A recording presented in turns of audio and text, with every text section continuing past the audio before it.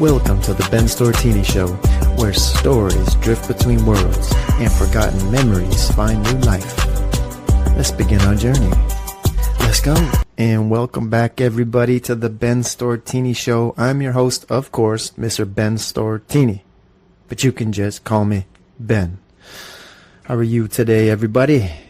Put your hands up if you're feeling the Holy Ghost of summertime. Put your hands up if you feel the Holy Ghost of summertime. Let's speak in some tongues right now for this holy sun that's out there giving us a nice little tan.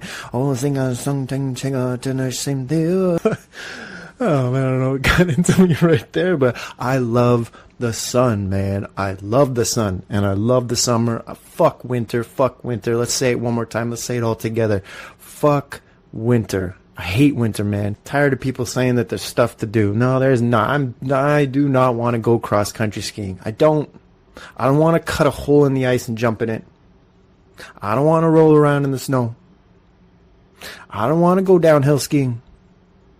I don't want to go tubing down a hill on ice, bundled, freezing cold. I don't want to do none of that shit. I'm done with winter, man. I want to find somewhere in this world where I get this nice, beautiful weather all the time. And winter might just be like 21 degrees. You know what I mean? I got to find that spot. All right, so this is the last episode before we go to France. We are leaving this Friday. I'm doing this episode midweek before we leave. Yes, again, wish me luck with that little boy of mine, or that big boy of mine, who just got a new haircut, by the way. He got a mohawk, and the lady gave him a big Z on the side of his head. And he looks like he came out of a Looney Tunes video. Looney Tunes, Noche de Sexo, like a old school reggaeton haircut. Puerto Rico, mami, papi, this type of, hey. It looks good though. It looks nice and clean. So let's get into it, man. So yeah, let's start. Let's go over my week real quick. So we were at the pool this weekend, and I'm a little averse to public pools. You know, coming from an island, I like to have my space while I'm swimming. I don't like to be around people that close, and you know, the water is just chemically. It's hectic, right?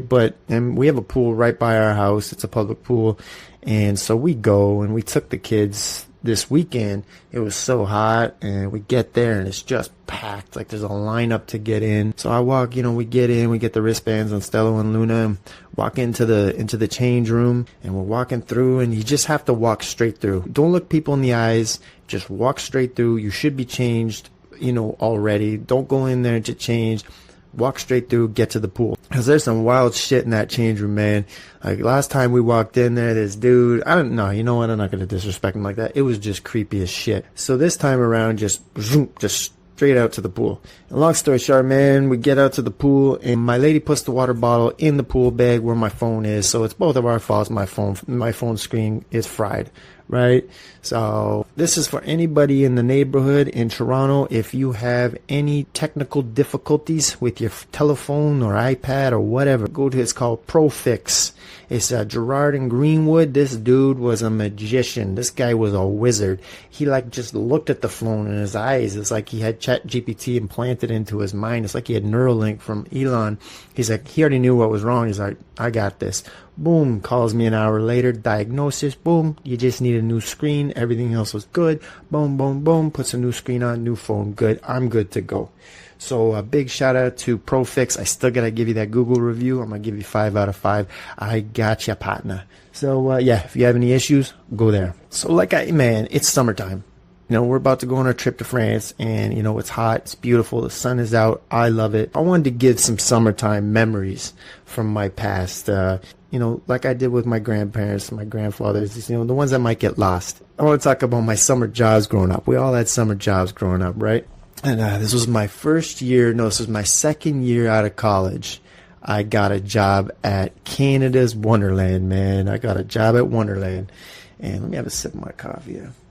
And so, yeah, I got a job at Wonderland, and they placed me at Speed City, which is right beside Drop Zone. So I got a job with the go-karts. So I'm sure most of you that are listening have been to Wonderland at some point in time in your life, and at some point in time you have gone to the go-karts. And let me tell you something about working at the go-karts when you're young and you're working at Wonderland. When people go to Wonderland, they check their brains at the gate.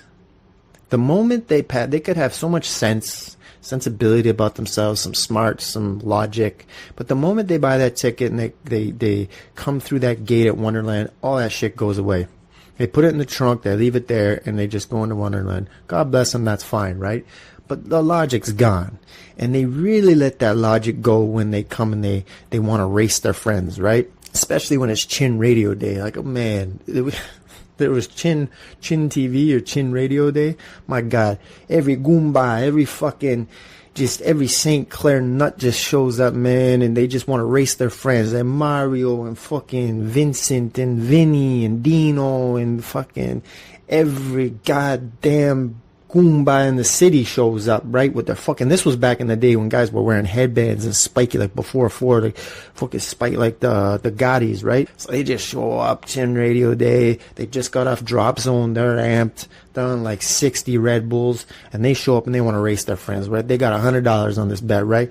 So these guys, so I'm in the area where everybody gets into their cars, right? So I'm the one on the microphone, and these guys come in, they're just cocky as shit, right? Like, they pick their cars and they sit down, and then one of these fucking guys is Dino, whatever his name was, Anthony over here, Anthony from Woodbridge, decides to light up a fucking cigarette while he's in the go-kart, when I already said, like, listen, no cigarettes. You know what I mean? And this guy lights up a cigarette, looks at me like, what are you going to do about it? I said, okay, so I got a problem already, right? And this is the thing, this was the instance. So I was tired this day. I remember I was not in a good mood. And listen, when a ginger's not in a good mood, like, just don't fuck with us, okay? Like, we just, when we're in a mood, let us go. But this day is hard to avoid because I'm working at goddamn Wonderland and I'm amongst people all day, right? And it's Chin Radio Day. Come on, man. Come on. So this guy, he's already poking at me. He lights a cigarette. I had to tell him to put it out. He's sitting on the side of his go-kart, like with one leg out, exposing his fucking LA gears. I don't know. And he's just sitting there and he's just cocky as hell. Like his Dep 9 gel is just caked on his head. His headband is just this white Nike headband looking like Big Pun. You know what I mean? He's just ready to race Dino, right? They've been talking about this shit all summer. Chin Radio Day, let's go. So, I count down, I'm going to get them to go, right? So they go, they're all strapped in, boom. They go and they start racing. Remember, I'm not in a good mood at this point, right? So these guys are going, they're all right? Like they're not hitting each other yet. They're literally racing. These guys, they think they're in an Indy race, right? They think they are Formula One race car drivers at this point. Like, they are living their dream today. They got their little girlfriends outside by the fence staring at them, like wondering who's gonna win this. Is it gonna be Anthony? Is it gonna be Dino? Is it gonna be Vito? Is it gonna be Tommy, Peter, Polly? Like, who's gonna win this? Who knows, right? So they go and they're racing and they're racing. It's about midway through the race. All of a sudden, fucking Dino, the guy that lit the cigarette, he goes in and he smashes, Dino from behind, like that sounded terrible. As the kids say, pause. He smashes Dino's car from behind and spins him right out, right? So the thing is, we got a rule at the go-karts at Spin City. If you do some bullshit like that, that's when you give them one warning. You slow the track down, and then you stop it, and then you go over the intercom, the loudspeaker, and you say, you got one warning, don't do that, don't do it again, or we're shutting the ride down, right? I'll give you one warning. And some of the other guys, they give 2 or 3 warnings. Not today. This guy, you get one warning. You get one strike. I'm Bill Clinton in this shit, right? He has 3 strikes. But, I'm an angry Bill Clinton today. So I'm sitting there and I start to, okay, these guys are like agreeing. Yeah. So we turn the guy's car around, Dino's car around, and start the race again. I, get it going again. What does fucking Vito, or whatever his name, what does Tommy do? Well, Tommy goes and does it again. Hits Vito from behind, spins his car out, and then does it right in front of me and looks at me and laughs. Because I had pointed him out. I pointed to him. I said, don't do that shit again. And over the loudspeaker, right? And I was in a mood, right? He does it again. Now I said, you're not getting 3 strikes with me today. No. I'm in a bad mood. Okay? So what did I do? This was near the end of the summer, too. Chin fucking Radio Day. I stopped the ride. And I get out of my seat. And I fucking get up and I go for him. I swear to God, I had enough of Wonderland. I had enough of the people. I had enough of this shit. I'm never doing this job again. I'm just going to just finish out the summer. But it was like a week away from being done. And I had it. This day, I had it. And these guys, Vito, Tommy, Polly, Peter, Tommy, whatever, all these guys just... They completely just cherry on top pissed me off, right? So I got out of my seat and I got chasing them. And this guy was like, oh my God, he's chasing me. He gets out of the car. He starts running through the track and he jumps over the fence where his little girlfriends are at. I jump over the fence. I'm in my Wonderland blue golf polo shirt, whatever they give you. And I'm chasing this dude through Wonderland, trying to get at him. I don't know what. My thing is like, what am I going to do when I get to him? Like, I think back, I'm like, what was I going to... Maybe I was going to beat him. I don't know. Maybe I was just going to hit him. I have no idea. But I chased this fool through fucking to the mountain or wherever they do wherever that water is in the middle where they give, like, funnel cakes. And I lost him in the crowd, right? Two of the guys that I work with are chasing after me. And they're like, you don't have to do this, Ben. You're doing too much. Relax. I'm like, this guy fucking... I told him already you can't light a cigarette. This guy's looking at me with a stupid smile. And then he does this to his friends. I had it. Fuck this guy, right? So I was just out of my mind. So I get back. And everybody's looking at me like, you're fucking crazy. What's your problem? I'm like, nah, you're not fucking with me on my ride, right? They're like, all right, Ben, I think you need a break. So... At Wonderland, you had to go on this phone and you had to sign in and sign out. And I'm like, all right. So I signed out for my break and oh my God, I could still feel that situation. And that's funny too. On the same day, on the same Chin Radio day, I had to cover somebody off because Speed City's right beside Drop Zone. And so I had to go cover somebody, I think on their lunch or on their break or something like that. I don't know if this was before or after this incident, but whatever. It was on the same day. I do remember that. So everyone's just still going wild. Everybody's listening to fucking the Beat Nuts and Big Pun and salsa music, Cuban Link. And, you know what I mean? It was a wild day. Chin Radio day. So I go to Drop Zone. And I'm just in a mood, and like sometimes you gotta understand, like we have fun at Wonderland where you just fuck with people a little bit, right? And so I fucked with somebody, you know, at Drop Zone. So you have to go around and set them up. So everybody comes and they sit down on the seat, they choose their seat, and then the people that we check your harness, right? We check that it makes sure it's locked and you're good to go. And then you give the thumbs up to the ride operator, and then they send you up, right? So people went and they sat down, same thing, fucking headbands, Gotti boys, right? It's the fucking Gotti boys showed up to Wonderland. It's so ridiculous. So they sit down and they're just so loud and obnoxious and just ridiculous. Like I said, they checked their brain at the door, but it was even worse than that. Like it was just, God, it was like they did it like 6 total huge lines of coke before they came in. God knows what, right? So they sit down and I check the harness, I check the lock, and I'm like, click, click, good. I'm like, look at them, all right, good to go. And as I'm walking through, I'm looking at him. The guy was a little bit easy. He looked nervous, right? I'm like, oh, you got nothing to worry about. Don't worry about it. He's like, is it scary when I get to there? I'm like, yeah, whatever, man. You afraid? You afraid of heights? And he's like, nah, a little bit. I'm like, okay, you'll be fine. Don't worry about it. So I'm like, click, you're locked in. And then so I walk off and I give the thumbs up, and the guys are, you know, and his friends are still looking at me, and I look at them, and right before they're going to start the ride, and I go, oh, wait. And I look at him, and I go, yeah. And I pointed down like I had fucked his lock up. I'm like, oh, wait. But the ride already started. So this dude goes up Drop Zone. He's thinking something's wrong. Like his lock is going to come up. Oh, my frustration on Chin Radio Day to this poor dude. I feel bad, though, because he got out. He was screaming the whole way, fuck this, get me out of here, fuck this. And he goes, whoosh, comes right down, you know, Drop Zone just drops, right? I could hear him at the top, just, get me the fuck out of here, fuck Drop Zone. Comes down. And he comes on and he gets out of his lock. He's looking at me. He looks like he wants to cuss me out. He's just like, like ruined his day. Like, just go get a fucking funnel cake, man. Relax. Summertime in Wonderland. That was a job. Man. And then I had a job on the Joe, man. Summertime in the JOE on St. Joseph Island, man. The best job I ever had. It was my first year after college. I got back to the island. Family friend, man, the Sabins. got me a job at the it's probably the best summer job for kids on St. Joseph Island. I don't know if they still have it, but they used to have it, where you come off the bridge and you come to Michelli's and you come to Kent's Corners. Right there was a tourist booth. It was just this tiny little booth that once you come on the island in the summertime, you got to understand, tons of tourists from the States, all over Texas, just all over the world come to the island, right? So the second they get off the bridge and they get onto the island, there's a nice little tourist booth. So if it's your first time, you get some questions. Oh, look at this. I'm going to ask the little tourist booth right here where I should go, what I should do, the sights, the sounds, boom, right?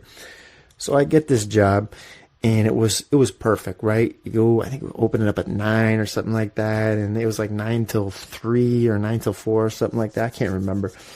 But man, if I was tired, I'm not gonna lie to you, I used to have naps, man. I used to just sit back, like, because not a lot of people would show up. I could hear a car, and I managed to figure, if I heard the car, because it was gravel in front of the tourist booth in this parking lot, right? I could hear it, it would wake me up. So it was more like a 75% nap, not a full nap. So there was this one day where my 75% nap turned into a 110% nap. Like, I was out. All of a sudden I hear, hello, is anybody in there? Oh, is anybody in there? And I go and I look, and there's this like giant, big, fat, sweaty tourist from, I saw plates from Texas. I'm like, oh, I'm sorry. So I opened the door, I let him in. He's like, oh, sorry, I'll wake you up. Oh. And he made a joke about sleep, and I'm like, this dude this is what he does, right? So he just loves sleeping too, right? So he's looking at me. He's like, oh, it's my first time here on St. Joe's Island. I just can't believe we made it. Long flight. He's telling me his whole story about he's a Republican and he believes in guns and blah, blah, blah, loves ribs, and is telling me about the food he likes, and do we sell ribs on the island? And if you don't sell ribs on the island, where can I find it? Because I love ribs. And he was just all about ribs. I just remember all about ribs. I'm like, dude, like, did you come to the island to relax or just to stress out about ribs? Like, you gotta relax. So he's like, finally, after he yammers on about his ribs, he asked me, so what kind of things can we do on this St. Joe's Island here? It's my first time here. Like I said, is there anywhere I could go to, what can I do? I was like, what can you do, huh? Well, I give him a pamphlet like I do to everybody else, welcome to St. Joseph Island, Pudding Stone, the fort, swimming and trailer parks and laundromats at the trailer park and WI Park and Hilton Beach and the Tilton Hilton. And I could go on for days, man. The island is a party, right? It is a party. So I'm like, all right, take this. And he's like, oh, what the heck is this? He starts reading. He's like, what the heck is Pudding Stone? I'm like, what? It's like, what in the heck is Pudding Stone? I was like, oh, Pudding Stone. Pudding Stone is only found on St. Joseph Island, sir. He's like, oh, is that right? I was like, yes, it's a nice little rock that's got like these red little speckles on it. And there's a guy here, Harry Courtney, on the island. He actually polishes them up, makes clocks out of them. You can buy little rocks here and there. Beautiful. You can find them on the island. He's like, oh, wow, that sounds so... Where can I find these Pudding Stones? I was like, just go to the Fort St. Joseph. So I give him a flyer to the fort. But I didn't know this, man. You can't take shit off the fort. So if you I could have sent him anywhere. Just go to a beach. You'll probably find some pudding stone, right? But no, I sent him to the fort, where there's like legally you're not allowed to take anything off of the fort. So I sent them all the way to the fort on the other side of the island to find pudding stone, right? So poor guys, man. He's probably a sweaty mess, but he's like, where the heck they send me? And then he's probably guess, I'm looking for pudding stone. You can't take it from here. Oh my God, where am I? So that was my whole summer, man. Just doing the tourist booth and sending people around the island to find pudding stones. A great, great job for a kid. Loved it. Just loved it, man. Summer memories. I wrote down a thing here, summer memories, before I cut loose of this. Summer memories, man, some random ones. Like here in Toronto, there was this summer memory I have that was of the SARS summer, when SARS broke out. And I still remember when SARS broke out. We were by, where was it? Dovercourt and Bloor area. That's where we lived. And we lived in this house with some friends and I lived with somebody I worked with in that area. And I had friends who also lived like just a block, not even a block, half a block away in another house. So we all just kind of were in that area, right? And then SARS hit, and they shut everything down, man. Spadina, everything was shut down. It was so weird. But so everybody was kind of like, ooh, what do we do? What do we do, right? But then, boom, SARS hits. There was the power outage, the great power outage of Toronto. And so this was the same summer, the SARS summer. So the power went out. Everywhere, everything was out, and it was hot as hell. I still remember we were sitting on my friend's roof of his house, and the only beer store, this is when I drank, the only beer store that was open was Amsterdam Breweries down at the water. So we somehow managed to get a case of Amsterdam beer, and we brought it back, and we were drinking beers on the roof because it was so hot in these houses, right? So we're drinking the beers on the roof. I'm like, shit, we don't have batteries, we don't have flashlights. Like, we're just, like, the first thing we thought, we gotta go get beer. But we'll think of survival after. Like, that's priority number one. So priority number two now, shit, we better go get some batteries and some flashlights. So we walk down to Bloor, and we go into one of those, like, bodega shops, like those, they just, one of those shops, right? And we walk in, and these guys were taking so advantage. I'll never forget this, man. They were taking so much advantage of the situation. They jacked the price of just like one package of 2 batteries. They jacked it to $20. I'll never forget this. Like, $20. $20 for 2 batteries? And like, well, how much is this little flashlight here, which doesn't even have batteries? They're like, $40. $40 for a little bullshit flashlight, and so $60 for a little dollar store flashlight, and then 2 Ever-Readies. It would cost me $60. Like, are you kidding me? And they were charging for like $5 or $6 per water. Like, it was so gross. I'll never forget that. Like, it was gross. All right, let's get into health real quick, man, and then we will switch worlds. So we are flying out this Friday, and we'll land in Dublin. And good thing my lady checked in on this hotel we were going to stay at. It ends up this hotel is a nightclub. So the hotel is also connected to this nightclub that's open till 3 a.m. or something like that, and live DJs and like super loud. So we just found out in time, so we canceled that because that would have just been a goddamn nightmare, and booked another hotel. And this hotel is right in the city of Dublin, has a nice gym, and I'm going to run in France, man. I can't wait. So my plan is, I'm going to wake up super early, and I'm going to go for runs wherever we're at in France. That's my thing I like to do. Wherever we travel to, I like to go for runs early in the morning in that country that we're in. Speaking of health, I've been doing all the things that both physiotherapists told me to do. And yesterday, for the first time, it was mid-afternoon, I just had this feeling for the first time in like 10 months. I felt like I felt before I got hurt. For the first time, for a moment. It was just a moment. But I felt normal again, healthy wise. It was great, and I noticed it. There is some improvement going on. I did still get some of the pain later on because I did go for a run, but that feeling I had yesterday was the first time I've had that, like, ooh, I feel great right now, in a very, very, very long time. So I'm progressing slowly, but I am progressing. So yeah, on that note, let's go switch worlds. Let's go.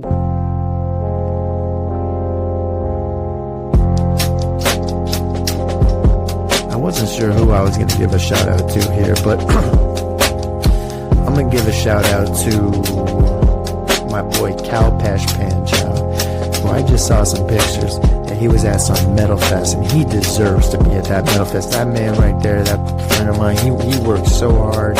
He's one of the best grips film dudes in the city, and man, he just loves his Metallica, loves his metal, and he went to this metal show, and it looks like he just had a great, just a blast, man. I miss you, buddy. I love you, and I'll see you soon, alright?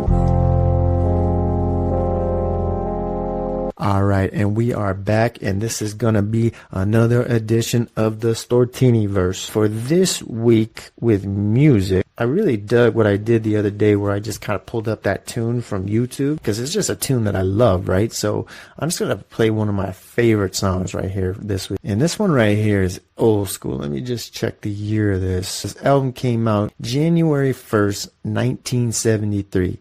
And it is by Joe Batin. And the album is called Sal Soul, man. And the song is just one of the most legendary songs, man. It's called Mujer Mía.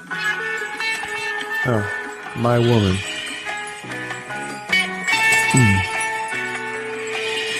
So smooth, man. Talk about summertime. Put this in your car. Sun shining. And just relax.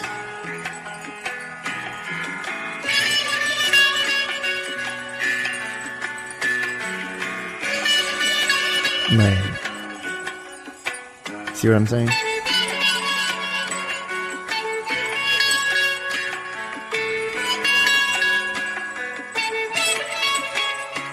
So much feel, so much soul, so much vibe. Wait to hear his voice though.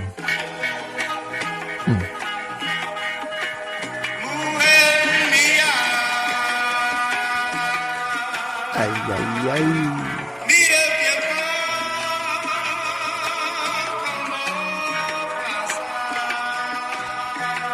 See what I'm saying?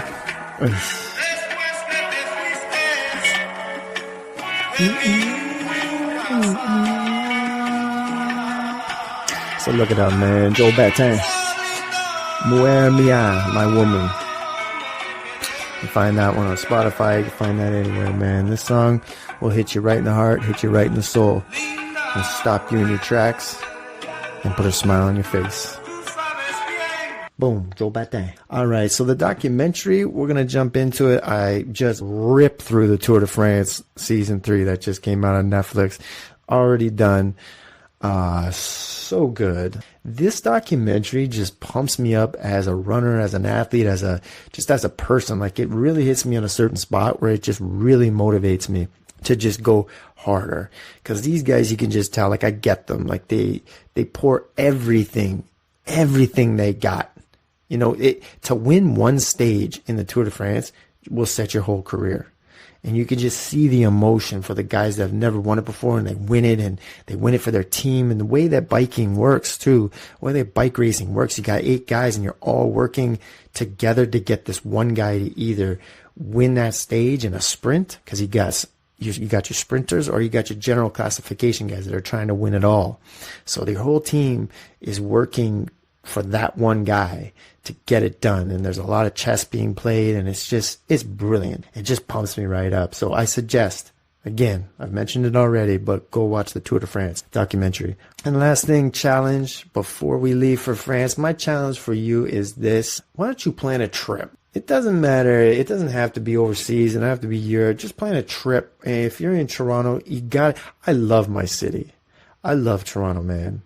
I have so many memories here. Been here for a very long time now, and I love my city, but I have to get out from time to time. You have to get out. Anybody that's lived here for a long time knows what I'm saying. You have to get out of here, because it's the type of city, man. The moment you get out and you leave and you come back, doesn't matter where you're at or where you've gone to. The moment you come back to Pearson and you come, like, oh man, yeah, I love my city. And then you get back into the whole politics of how it is here, but get out of wherever you're living and just take a little trip somewhere. If you haven't planned one, start planning one. It doesn't have to be extravagant. It doesn't have to be expensive. Just get out from your surroundings and where you're living. See somewhere new. It's good for the mind. It's good for the soul. On that note, man, that's it. That's the end of the episode. That was another fun one. I feel good. And I want this to continue feeling good. I want you to feel good. So that's why I think I started speaking in tongues at the start of this episode. I'll send you to the Holy Ghost. So yes, enjoy your weekend. Enjoy the rest of your week. Yeah, I'll be thinking of you while I'm in France. Wish me luck again with the kids and all of that. But, yeah, we got this, and you got this. Until next time, don't forget, I love you, and let's go.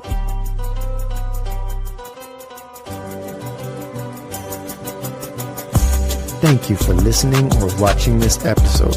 As I say every time, it means a lot. And remember, new episodes come out every Friday, so please hit subscribe wherever you're catching this pod. Amazon Music, Spotify, Apple Podcasts, or YouTube. And hit that 5-star review, because for real, it hits that silly little algorithm in the ass and says, give this to more people, and more people's eyes, and more people's ears. You know what I mean? Catch that Holy Ghost this weekend, catch the Holy Ghost next week, and please don't forget, I love you.